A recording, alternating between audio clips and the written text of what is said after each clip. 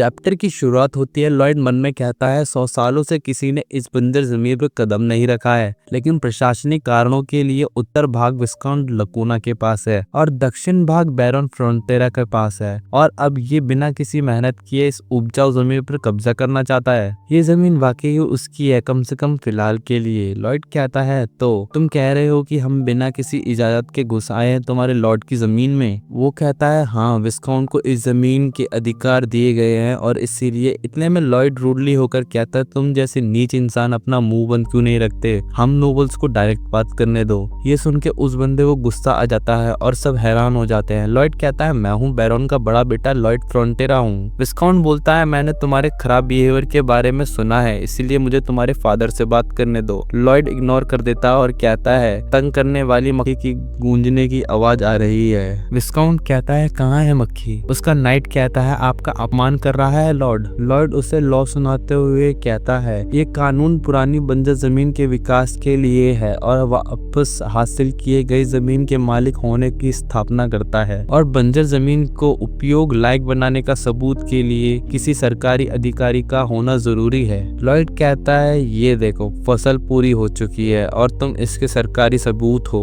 और इसके पैसे भी नहीं लगे। विस्काउंट गुस्सा होकर कहता है, क्या इसने ये पहले सोच रखा था? लॉयड उसे वो फसल दे देता है और कहता है, क्या तुम हमारी जमीन से अब जा सकते हो? और फिर वो सब चले जाते हैं। ज़ेवियर पूछता है, क्या तुमने कोई भविष्यवाणी सुनी थी? वो आ रहे हैं। उतने में पीछे से वर्कर खुशी से चिल्लाने और ताली बजाने लगते हैं लॉयड के लिए। लॉयड उन पे गुस्सा होकर कहता है, ताली बजाने के लिए पैसे नहीं दिए, काम पे लगो। बारिश हो रही होती है। लॉयड बैठा होता है और मन में कहता है, मैं देखना चाहता हूँ मेरिट्स लैंड बाकी काम का है कि नहीं है। बारिश खत्म और धूप आ जाती है। नोटिफिकेशन आती है स्किल्स लेवल अप की। लॉयड को बहुत से लोगों से अप्रूवल रेटिंग भी मिलती है। Current RP 13,055। लॉयड कहता है, सब हो गया, अगले स्टेज की तरफ बढ़ते हैं। विस्काउंट को दिखाया जाता है, क्या वो 5 साल के लिए जमीन दे रहे हैं फ्री में और माइग्रेशन के लिए रोक लगाई जा रही है। विस्काउंट को दिखाया जाता है, इसका मतलब आखिरी 2 साल में जमीन अच्छी बन जाएगी और फिर उसके बाद मालिक वो बन जाएंगे और फायदा उन्हें ही मिलेगा। विस्काउंट कहता है, मुझे जलन हो रही है, मैं इतनी उपजाऊ जमीन ऐसे ही कैसे छोड़ दूं? डायवर शॉप के सुपरवाइजर को बुलाओ। कुछ दिनों बाद लॉयड सो के उठता है। लॉयड कहता है, मेरा सर कितना दर्द कर रहा है, इतने दिनों की थकान अब जाके महसूस हो रही है, फिर भी मुझे और काम करने जाना ही होगा। लॉयड ज़ेवियर को देखता है, उसकी तबीयत थोड़ी खराब होती है। ज़ेवियर कहता है, ये सर दर्द काफी तेज है। लॉयड कहता है, रुको, ये तो नहीं हो सकता। और मेड की भी सर दर्द कर रहा होता है, और विलेजर्स और जानवर को भी, और गायों ने पानी पीना बंद कर दिया होता है। यही सब लॉयड बोल रहा होता है ज़ेवियर से। लॉयड कहता है, पानी ही इसकी वजह है, और मन में सोचता है, मेरे पास सबसे बड़ा हथियार इस दुनिया का ज्ञान है, लेकिन वाइल्ड एंड वाले हादसे के बाद मुझे एहसास हुआ है कि कुछ चीजें नोवेल में नहीं थी। मैं एक्सपेक्ट कर रहा था विस्काउंट मेरिट्स वेटलैंड को वापस लेना चाहेगा, इसलिए मैंने उनके बारे में रिसर्च किया और पता चला लक्योना रीजन की मेन इनकम का सोर्स है उनकी मिस्टीरियस डाइंग टेक्नोलॉजी, और डाई वो लोग बेरीज से बनाते हैं। और फिर गुस्से में विस्काउंट को गाली दे रहा होता है लॉयड।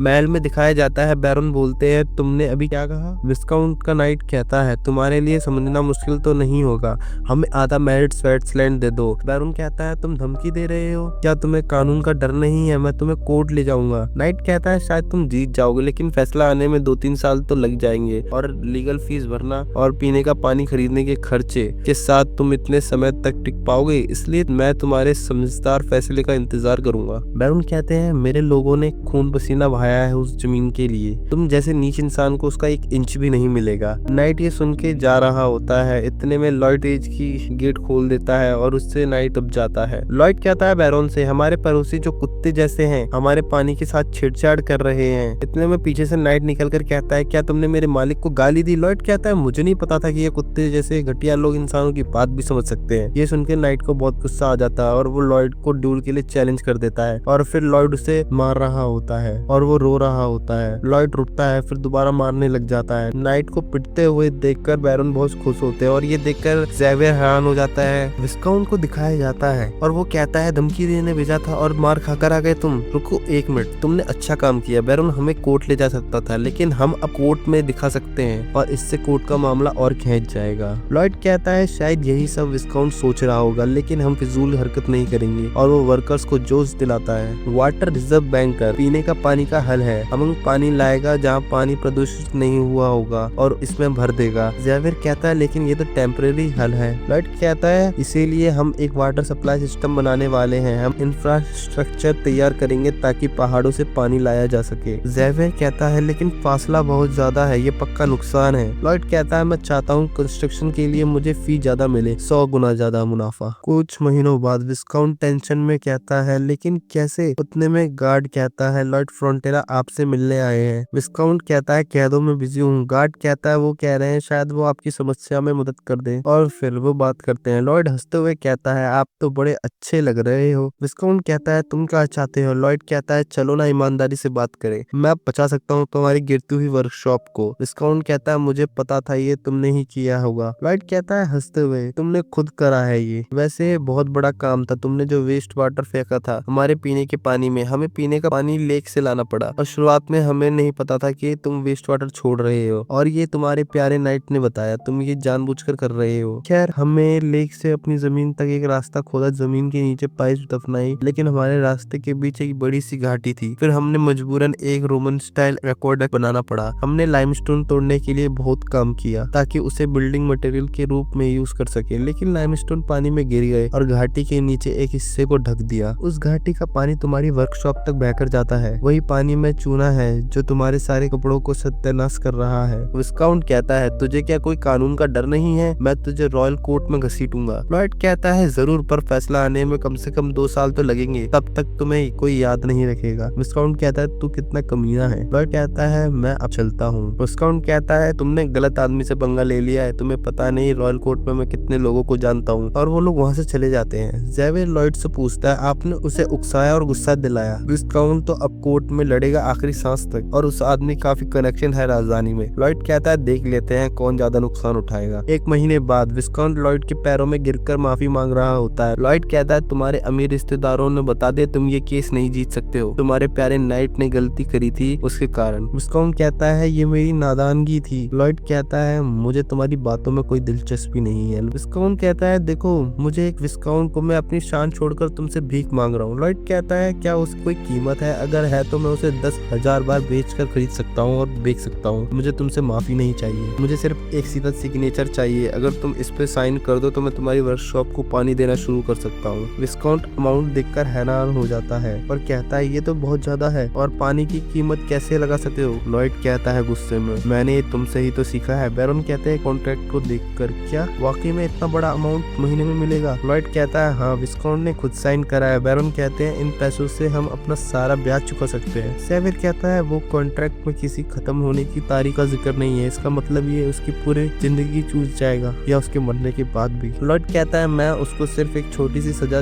देकर छोड़ने नहीं देने वाला। बैरन कहते हैं बस एक अच्छी खबर बतानी थी तुम्हें, पर तुम मुझे डरा क्यों रहे हो ऐसी शकल बनाकर? तो नहीं, ये उस ऑर्क ट्राइब से मिले खजाने के बारे में है। काउंट क्रेमो ने संदेश भेजा है, वो उसे अच्छी कीमत पर खरीदने को तैयार है। लॉयड कहता है उस बड़े आदमी के लिए ऐसी चीज खरीदना आम बात है, तो इसका इतना बड़ा दाम क्यों देना चाहता है? बैरन कहते हैं लेकिन उसका कहना है तुम उसके लिए मूर्ति बनाओ क्रेमो सिटी में। वहाँ के राजा क्रेमो को दिखाया जाता है, वो खिड़की से बाहर समुद्र में देख रहे होते हैं, पानी से कुछ निकल रहा होता है, एक बहुत बड़ा राक्षस निकलता है। ज़ेवियर कहता है हम एक हफ्ते में निकल रहे हैं। लैकूना में पानी का काम तब तक पूरा हो जाएगा। खर्चा कम करने के लिए मास्टर लॉयड चाहते हैं कि सिर्फ लगभग 10 आदमी चले। बैरन कहते हैं अगर यही इच्छा है तो ठीक है। ज़ेवियर कहता है मैं मास्टर लॉयड पर नजर रखूंगा, चिंता ना करें। बैरन कहते हैं जब वो नाइट आया था मुझसे आधा हिस्सा मेरिट स्वेटलैंड्स का मांगने, पहले मैं डर जाता और उसे दे देता, लेकिन लॉयड और लोगों की मेहनत को देखकर मुझ में हिम्मत आई। हमेशा से फैसला ना लेने वाला लॉर्ड रहा हूँ मैं, अनकम्प्लीट लॉर्ड। ज़ेवियर कहता है नहीं माय लॉर्ड। फिर दिखाया जाता है ज़ेवियर को बाहर ठंड में मरने से बैरन ने बचाया और उसे रहने के लिए जगह दी और उसे सपोर्ट करके एक नाइट बनाया। बैरन कहते हैं लेकिन सिर्फ इस वजह से ही मैं एक अच्छा लॉर्ड नहीं कहला सकता। एक पक्के लीडर के पास पक्के सिद्धांत होने चाहिए, जैसे कि अभी लॉयड है। ज़ेवियर सोचता है उसका एक सिद्धांत है पैसा। बैरन कहते हैं ज़ेवियर तुम्हारे मिशन लॉयड पर नजर रखना नहीं है, आज से मैं तुमसे कहता हूँ इस जमीन के वारिस लॉयड की रक्षा करो। ज़ेवियर कहता है जी माय लॉर्ड, और मन में सोचता है उसने लॉर्ड की किस्मत को फिर से जिंदा कर दिया, लेकिन मैं उसे कभी पसंद नहीं कर पाया। फिर एक याद दिखाई जाती है। बैरन पूछते हैं ज़ेवियर तुम क्या बनना चाहते हो, मैं मदद कर सकूं तो मैं करूंगा। ज़ेवियर कहता है मैं एक नाइट बनना चाहता हूँ जो लॉयड की रक्षा करे। बैरन कहते हैं फिर तो तुम्हारा शुक्रिया, मुझे यकीन है तुम दुनिया की सबसे शक्तिशाली नाइट बनोगे। बैरन फिर ज़ेवियर को एक वुडन स्वॉर्ड दी जो उन्होंने खुद बनाई थी, और लॉयड ने उस लकड़ी की तलवार को तोड़ दी। प्रेजेंट टाइम दिखाया जाता है। ज़ेवियर दीवार पर वही टूटी लकड़ी की स्वॉर्ड देखता है प्रेजेंट, और लॉयड के पास चला जाता है। लॉयड कहता है आ गए मेरे कस्टमर, और फिर लॉयड उसे फॉर्मूला सुनाकर सुला देता है। ज़ेवियर सोते सोते सोचता है ऐसा लगता है जैसे लॉयड एकदम से एक अलग इंसान बन गया हो। जब सो रहे होते हैं सब, खिड़की पर कोई लॉयड को मारने आता है। इतने ज़ेवियर उड़ जाता है और उसकी तलवार को तोड़ देता है, और इन आवाजों से लॉयड उड़ जाता है। और सुबह होती है। कंस्ट्रक्शन साइट पर लॉयड कहता है सबसे पहले सुरक्षा, और फिर वहाँ पर ज़ेवियर आता है और कहता है मास्टर लॉयड उस हथियारों को विस्काउंट के पास भेज दिया है वापस, क्योंकि वो विस्काउंट का नाइट होता है। ज़ेवियर बताने वाला होता है नाइट ने लॉयड पे हमला क्यों करा। उतने में लॉयड खुद ही बोल देता है कि विस्काउंट हमें पानी के लिए पैसे देने की वजह से उसको जॉब से निकाल दिया होगा, इसीलिए। ज़ेवियर कहता आपको पता था फिर भी आपने इतनी लापरवाही क्यों बरती। लॉयड कहता है मुझे भरोसा था कि तुम मुझे बचा लोगे।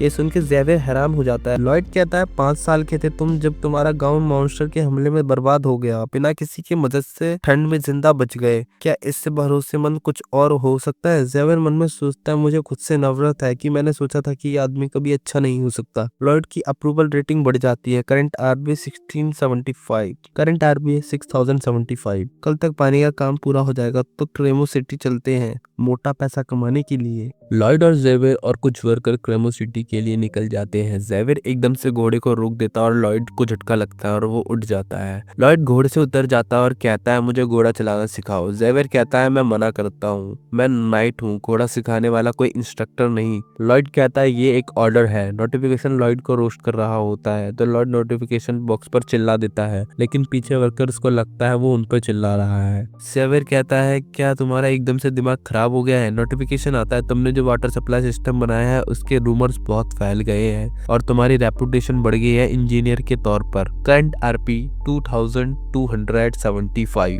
लॉयड कहता है वाओ, रेपुटेशन का मतलब पैसा, और पैसा मतलब एक शानदार रिटायरमेंट, एक सुनहरा भविष्य मेरा इंतजार कर रहा है। ज़ेवियर कहता है एक पल गुस्सा एक पल हंस रहे हो, तुम्हारा दिमाग तो ठीक है ना। उनको क्रेमो सिटी पहुंचते पहुंचते सर्दी आ जाती है। वहाँ का राजा क्रेमो काउंट कहता है धन्यवाद आने के लिए। लॉयड के कुछ बोलने से पहले ही काउंट कहते हैं तुम मेरी सोच से अलग हो। मुझे लगा एक टैलेंटेड बिल्डर है तो वो रफ चेहरे वाला बंदा होगा, लेकिन तुम तो बिल्कुल नोबल दिखते हो। और ज़ेवियर के पास जाकर कहता है अगर तुम कहते तुम राजा हो तो भी मैं मान जाता। क्या तुम मेरी बेटी से शादी करना चाहोगे। लॉयड काउंट से कहता है सगाई। काउंट कहता है लॉयड से तुम एक नौकर होकर भी नोबल के बीच में दखल दे रहे हो। और नोटिफिकेशन बॉक्स लॉयड को फिर से रोस्ट कर रहा होता है। फिर दिखाया जाता है मिस्टर अंडरस्टैंडिंग सॉल्व हो जाती है। राजा माफी मांगने लगता है और हंसते हंसते कहता है लॉयड से गलती थोड़ी तुम्हारी भी है, तुम नौकर की शक्ल लेकर पैदा हुए हो। लॉयड मन में सोचता है ये आदमी भी उस नोवेल का एक इम्पोर्टेंट कैरेक्टर है। जब ज़ेवियर को वांटेड क्रिमिनल बना दिया जाता है, लेकिन काउंट उसके कुछ शब्द सुन के उसका कैरेक्टर और ईमानदारी समझ जाता है, उसकी कई तरह से मदद करता है। प्रेजेंट टाइम का सीन शुरू होता है। काउंट कहता है मैं तुम्हारे ज्वेल्स खरीदना चाहता था उस मूर्ति को सजाने के लिए जो हम समुंदर में लगाने वाले हैं। लॉयड कहता है आप समुंदर में मूर्ति लगाओगे। काउंट कहते हैं हमारे व्यापार गिरता जा रहा है। कुछ साल पहले एक जजाइंटन जो भी है हमारे पोर्ट के पास दिखने लगा। हमें सीधा नुकसान तो नहीं हुआ मगर उसकी मौजूदगी ही डर का कारण बन गई। लॉयड मन में कहता है हाँ मैंने पढ़ा था नेवी भी कुछ नहीं कर पाई थी। और फिर काउंट मुश्किल में डूब गया, लेकिन फिर नोवेल का एंड हो गया। लॉयड कहता है मैंने अधूरा ही पढ़ा है इस जगह के बारे में। काउंट कहता है हमने उस पर रिसर्च करी थी, पता चला कि समुद्र पर जो राज करते हैं मर्मेड, वो जजाइंट्स उनसे डरते हैं। इसलिए मैंने सोचा है एक मर्मेड की मूर्ति समुद्र में बनाऊं, लेकिन अब मैंने हार मान ली है। लॉयड सोचता है अगर हम सी बेड को ऊपर उठाएंगे तो फिर शिप नहीं चल पाएगी। काउंट कहता है चिंता मत करो, अब उसकी जरूरत नहीं है, मैं ऐसे ही खरीद लूंगा तुमसे ज्वेल्स। लॉयड कहता है नहीं, मैं आपको नुकसान नहीं उठाने दूंगा। काउंट कहते हैं तो तुम मुझे ज्वेल्स नहीं बेचोगे? लॉयड कहता है बेचूंगा और मूर्ति भी बनाऊंगा, वो भी बिना पानी के स्तर को छेड़े। एक फ्रिक्शन पाइल और बॉक्स कैशन अगर दोनों मिला दूं तो मुमकिन है। अगले सीन में लॉयड गहरी सांस लेता है और समुद्र के पानी में मुंह डालता है स्कैनिंग स्किल एक्टिवेट करके, और कहता है बेड रॉक काफी नीचे है, कोई बात नहीं। मुंह बाहर निकालता है पानी के। ज़ेवर कहता है सॉरी, पहली बार किसी को तकलीफ में देखकर खुशी हुई है। लॉयड ज़ेवर को मेजरमेंट लेने को बोलता है। ज़ेवर बोलता है मैं इमेजिन भी नहीं कर सकता बिना मैजिक के सी बेड से सीधा ऊपर मूर्ति का बनाना। ज़ेवर बोलता, लॉयड कहता है तुम इसे कह सकते हो मैजिक, सीमेंट का वो भी। और मन में सोचता है लेकिन सीमेंट इस दुनिया में बनाऊंगा कैसे, लेकिन शायद रोमन स्टाइल सीमेंट बना सकता हूँ। ज़ेवर लॉयड से मजाक कर रहा होता है। दोनों पोर्ट पर चढ़ जाते हैं। उतने में एक लड़की आती है और कहती है मास्टर लॉयड फ्रंटेरा, मैं ये लव लेटर देना चाहती हूँ।